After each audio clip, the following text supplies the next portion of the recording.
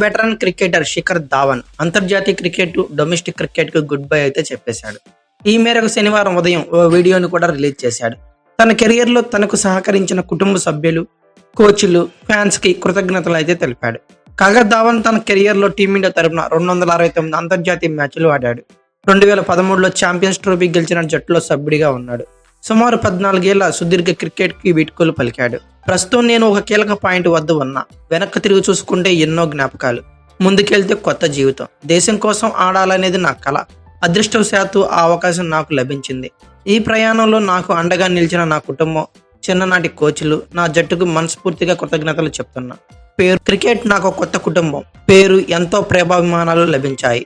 అయితే జీవితంలో ముందుకెళ్లాలంటే పేజీలు తిప్పక మానదు. అందుకే అంతర్జాతీయ క్రికెట్, దేశవాళీ క్రికెట్ రిటైర్మెంట్ ప్రకటిస్తున్నా.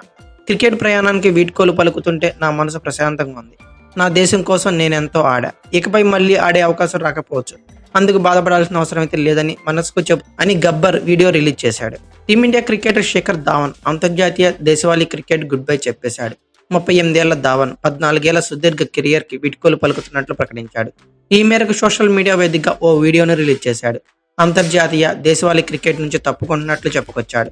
తన క్రికెట్ జీవితంలో సహకరించిన కోచ్లు, కుటుంబ సభ్యులు, ఫ్యాన్స్ కు ధన్యవాదాలు అయితే తెలిపాడు. 38 ఏళ్ల ధావన్ టీమిండియా తరపున 2010లో ఎంట్రీ ఇచ్చాడు. విశాఖపట్నం వేదికగా ఆస్ట్రేలియాతో జరిగిన వన్డే మ్యాచ్ లో బరిలో దిగాడు. ధావన్ తన కెరియర్ లో ఎక్కువగా ఓపెనింగ్ స్థానంలోనే బరిలో దిగాడు. 2011లో వెస్టిండీస్తో జరిగిన T20 ఫార్మాట్ లో అయితే అరంగేట్రం చేశాడు. ఇక్కడ సుదీర్ఘ ఫార్మాట్ లో 2013లో ఎంట్రీ ఇచ్చాడు. ఇక ధావన్ తన కెరియర్ లో వన్డే, టెస్ట్ ఎంట్రీలు ఆస్ట్రేలియా మ్యాచ్ లో ఇవ్వడం గమనార్హమనే చెప్పుకోవచ్చు.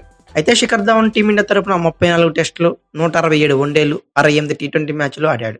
2013లో ఛాంపియన్స్ ట్రోఫీ నెగ్గిన భారత్ జట్టులో సభ్యుడిగా ఉన్నాడు. టెస్టుల్లో 40కి పైగా సగటుతో 2315 పరుగులు కొట్టాడు. ఇక ఇందులో 7 సెంచరీలు ఉన్నాయి. ఇక వన్డే ఫార్మాట్ లో అయితే అత్యధిక మ్యాచ్లు ఆడిన శిఖర్ ధావన్ ఏకంగా 6793 రన్స్ కొట్టాడు.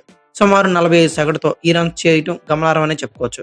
వన్డేల్లో అయితే గబ్బర్ ఏకంగా 17 సెంచరీలు బాధేశాడు. T20లో 27.92 సగటుతో 1759 రన్స్ కొట్టాడు. అందులో 11 హాఫ్ సెంచరీలు అయితే ఉన్నాయి. అంతర్జాతీయ క్రికెట్, డొమెస్టిక్ క్రికెట్ కు వీడ్కోలు పలికిన ధావన్ ఐపీఎల్లో పై మాత్రం ఎలాంటి ప్రకటన అయితే చేయలేదు.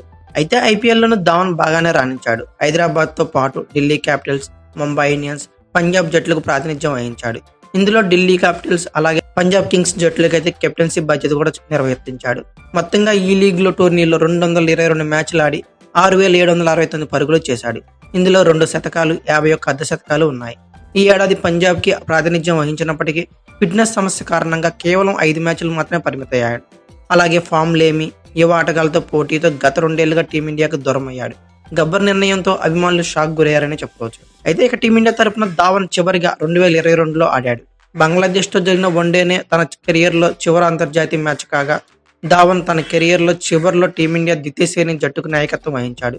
కుర్రలతో కూడిన జట్టును నడిపించాడు. జట్టును విజేతగా నిలిపాడు. తన కెరియర్ లో ఎక్కువగా రోహిత్ శర్మతో కలిసి ఇన్నింగ్స్ ప్రారంభించిన గబ్బర్ సింగ్ టీమిండియాకి ఎన్నో మరుపురాని విజయాలు అందించాడు. సో హ్యాపీ రిటైర్మెంట్ గబ్బర్ అనే చెప్పుకోవచ్చు. అయితే శిఖర్ ధావన్ రిటైర్మెంట్ పై మీ అభిప్రాయాన్ని కామెంట్ బాక్స్ లో పెన్ చేయండి.